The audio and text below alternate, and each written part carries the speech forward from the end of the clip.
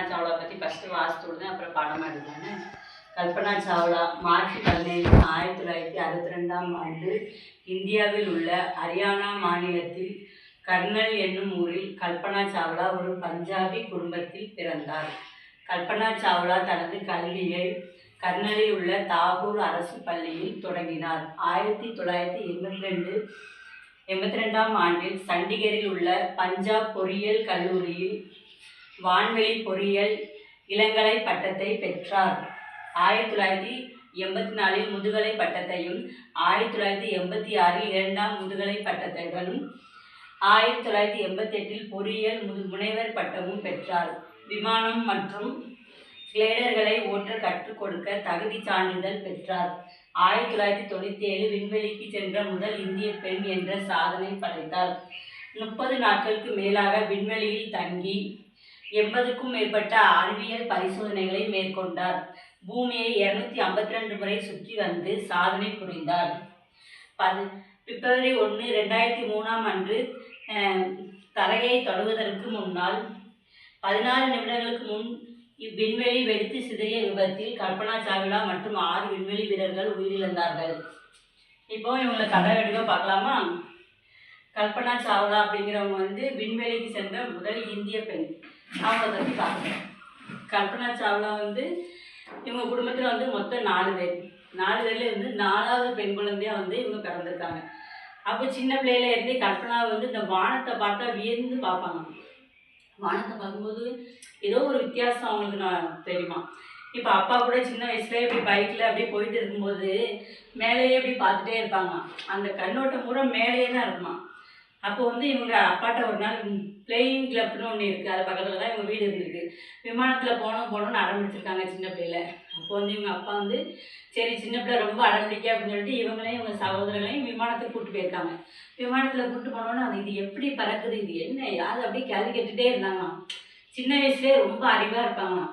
அப்போ எல்லா பிள்ளைங்களும் என்ன செய்வாங்க, விளாடும்போது சும்மா ஓடி பிடிச்சி விளாடுவாங்க, எப்படி விளாடுவாங்க. இவங்க மட்டும் என்ன பண்ணுவாங்களாம், ஏரோப்ளைனை வரைகிறது, படம் தீட்டுறது, இப்படி இந்த சிந்தனை பூரா இந்த வான் நோக்கியே இருந்திருக்கு. அவங்க சிந்தனை பூரா மேலே போய் நம்ம ஆராய்ச்சி பண்ணணும் அப்படின்னு சின்ன வயசுலேயே பதிஞ்சிட்டு.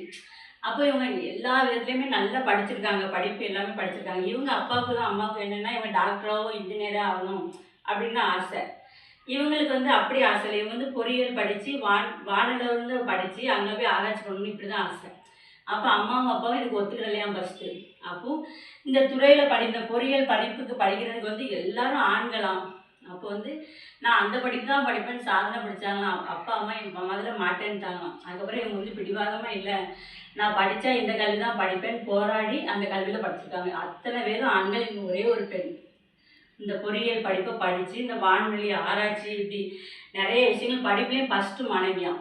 எல்லாத்துலேயுமே படிப்பு, இந்த ஆய்வு பூராமே இப்போ எல்லாருமே ஒரு கட்டுரை மாதிரி ஸ்கூலில் நடத்துனாங்க. இப்போ இவங்களாவே கற்பனையிலே இந்த வானலாவிய கற்பனைன்னு இருக்கணும், அந்த வானத்தில் என்ன நடக்குது என்ன அது அப்படின்னு ஒரு கட்டுரை இவங்க எழுதுனாங்களாம். அதுக்கு ப்ரைஸ் வாங்கியிருக்காங்களாம். இவங்களோட சிந்தனைகள் பூராமே இந்த மேல் நோக்கி இந்த வானத்தில் என்ன இருக்குது அதை ஆராய்ச்சி பண்ணணும், அப்படியே மைண்ட் செட்டாகவே இருக்குமா. அந்த கட்டுரை எழுதி ஸ்கூலில் ப்ரைஸ் வாங்கியிருக்காங்க. அப்போ இவங்க படிப்புலேயும் நல்ல ஸ்டூடெண்ட்டு. அப்புறம் வெறும் அரசினர் பள்ளியில் தான் படிச்சிருக்காங்க. நல்லா கேட்டுக்கோங்க, சாதாரண அரசினர் பள்ளியில் படித்து பின்னாடி எவ்வளோ பெரிய விஞ்ஞானி ஆயிருக்காங்க. அப்போ அரசினர் பள்ளியில் படித்து அப்புறம் இந்த விமானத்துக்குள்ளே இப்படி என்ன பண்ணணும் என்ன அது இப்படியே படிச்சுட்டு அப்புறம் காலேஜில் படிக்கும்போது கரெக்டாக 26 வயசில் ஒரு பையனை லவ் பண்ணி கல்யாணம் முடிச்சுக்கிட்டாங்க. அப்போ மொத்தம் 3000 பேர் இந்த வான்வெளி படிப்புக்கு ஆராய்ச்சி பண்ணுவாங்கல்ல, அதுக்கு 3000 பேர் பரிட்சை எழுதியிருக்காங்க.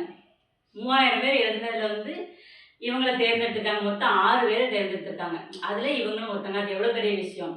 அப்போ அதுக்கு உடல் தகுதி அப்படின்னா உடலும் ஆரோக்கியமாக இருக்கணும், அப்புறம் அறிவு ரொம்ப இருக்கணும், அப்படின்னாலும் அந்த படிப்புக்கு எடுத்துக்கிறாங்க. அப்போ இந்த இதுக்கு விண்ணப்பிச்சுட்டு சரி இந்த வேலை கிடைக்கலன்னா என்ன பண்ணான்னு சொல்லிட்டு அப்பவும் சும்மா இருக்கலையாம். ஒரு தனியார் நிறுவனத்தில் இவங்க ஒரு ஆய்வு விஞ்ஞானியாக வேலை பார்த்துருக்காங்க. அப்பவும் சும்மா இருக்காமல் அப்புறம் நாசாலேருந்து அழைப்பு வருது, உங்களுக்கு விண்வெளியில் வேலை கிடைச்சாச்சு, இந்த ஆராய்ச்சிக்கு வேலை பண்ணியாச்சு அப்படின்னு சொன்னோன்னே சந்தோஷப்பட்டாங்க. அப்புறம் இவங்க போகிறாங்க. இவங்க ஒரு 6 பேர் கொண்ட குழு வானங்களுக்கு ஆராய்ச்சி பண்ணுறதுக்காண்டி போகிறாங்க. அப்போ போகும்போது இவங்க பூமியை மட்டுமே 252 தடவை சுற்றி சாதனை படைத்த பெண்ணு. நம்ம பூமியை 252 தடவை சுற்றி சாதனை படைத்த பொண்ணு.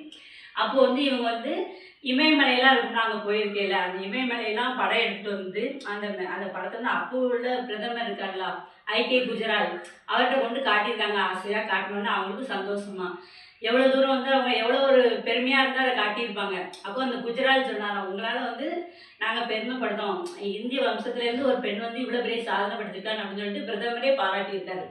அப்போ 252 உலகத்தை சுற்றி வந்திருக்காங்க, ஏகப்பட்ட சாதனைகள் பண்ணியிருக்காங்க, வெற்றிகரமாக நிறைய ஆய்வுகள் ஆராய்ச்சி இப்படி பண்ணிட்டு அந்த கரெக்டாக ஓட்டு அந்த விமானத்தை அந்த இதை விண்வெளி ஆராய்ச்சி முடிச்சுட்டு கீழே இறக்கும் போது என்னென்னா அந்த சைடில் வந்து ஏதோ ஒரு ஃபால்ட் வருது, ஏதோ ஒரு குறை வருது. அதையும் இவங்க முயற்சி பண்ணி அதை வந்து கரெக்ட் பண்ணிட்டாங்க. அந்த பாகத்தை சரி செஞ்சு வெற்றிகரமாக வெளியே 6 பேர் கொண்ட குழு வந்துட்டாங்க. அப்போ வந்து உலகமே அவங்க வியந்து பாராட்டுச்சான். அப்போ வந்து விண்வெளிக்கு சென்ற முதல் பெண்மணி இவங்க அப்படின்னு சொல்லி பாராட்டினாங்க. அப்போ இவங்களுக்கு வயசு எத்தனைன்னா அப்போ 35 வயசு இருக்கும். 35 வயசுல இந்த சாதனை பண்ணியிருக்காங்க. சாதனை பண்ணினதுக்கப்புறம் அதுக்கு பிறகு வந்து 5 வருஷம் கழிச்சியும் திரும்பியும் இந்த குழு போகிறாங்க.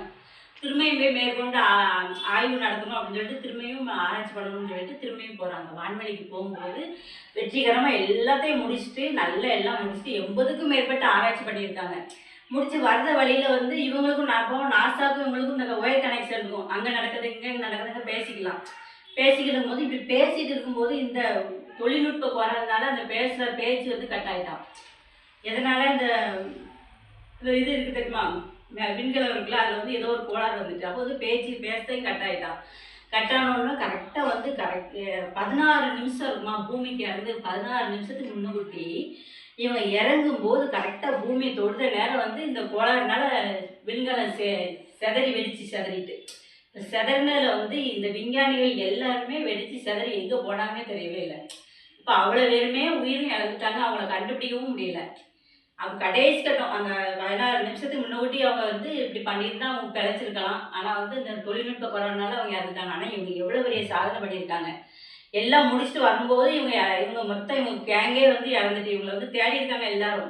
உடல் பாகத்தை வச்சாது அஞ்சலி செலுத்தலாம் அப்படின்னு இருந்துட்டாங்க, அப்படின்னு கிடைக்கவே இல்லை. அப்போ வந்து நம்ம கல்பனா சாவ்லாவோட ஃப்ரெண்டு எல்லாருமே வந்து இவங்க இறந்ததுக்கு பிறகு வந்து எல்லாரும் இமயமலைக்கு போயிருக்காங்க. இமயமலை டூருக்கு மாதிரி போயிருக்கும்போது கல்பனா சாவ்லாவோட ஃப்ரெண்டு ரொம்ப இறங்கி அழுதாங்களாம். அப்போ என்ன விஷயம் அப்படின்னு கேட்கும்போது கல்பனா சாவ்லாவோட கடைசி ஆசை வந்து மலைப்பகுதியில் வாழணும் அப்படின்னு ஆசைப்பட்டாங்களாம். மலைப்பகுதியில் வாழணும்னு ஆசைப்பட்டாங்க. இப்போ ஆனால் நம்ம இருக்கோம் அவங்க இல்லையேன்னு அழுதுட்டாங்க. அப்போ வந்து கல்பனா சாவ்லாவோட ஃப்ரெண்டு வந்து பொறியியல் படிப்பு படிக்கணும்னு படிக்கும்போது அதில் காசு கிடையாதான். அப்போ ஃபுல்லாக வந்து நம்ம கல்பனா சாவ்லா தான் படிக்க வச்சுருக்காங்க. அவங்க நல்லா படித்து ஒரு மேயராகவே வந்திருக்காங்க. அப்போ அந்த ஒரு நல்ல நிலைமைக்கு யார் காரணம் அப்படின்னா கல்பனா சாவ்லா தான் காரணம். இவங்க ஃபுல்லாக புக்கு நல்லா படிப்பாங்க. அப்போ கல்பனா சாவ்லாட்ட வந்து பேட்டி கேட்கும்போது கேட்டாங்களாம், நீங்கள் யாரை ஊக்கமாக எடுத்துக்கிட்டீங்க, நீங்கள் எவ்வளோ பெரிய சாதனை பண்ணியிருக்கீங்களா அப்படின்னு கேட்கும்போது அவங்க சொல்லியிருக்காங்கன்னா, எங்களுக்கு பாடம் சொல்லிக் கொடுத்த ஆசிரியர்கள் அவங்க வந்து நல்ல பாடம் சொல்லிக் கொடுக்கணும். எந்த தொழில் செஞ்சாலும் நம்ம என்ன பண்ணாலும் அர்ப்பணிப்போடு செய்கிறது, என்ன செஞ்சாலும் முழு கவனம் முழு ஆர்வத்தோடு யார் என்ன பண்ணாலும் எனக்கு அது ரொம்ப பிடிக்கும், என்னோட ஆசிரியர்களை நான் சொல்லுவேன் அப்படின்னு சொல்லி அவங்க சொல்லியிருக்காங்க. அப்போ வந்து விண்வெளிக்கு சென்ற முதல் இந்திய பெண்மணி அப்படின்னா யாருன்னா நம்ம கல்பனா சாவ்லா. யார் கேட்டாலும் நம்ம மறக்கவே கூடாது. 252 தடவை நம்ம பூமியே சுற்றி வந்திருக்காங்க. அப்போ இந்த விஷயத்தை நம்ம பதிவு பண்ணி வச்சுக்கணும். ஓகேவா?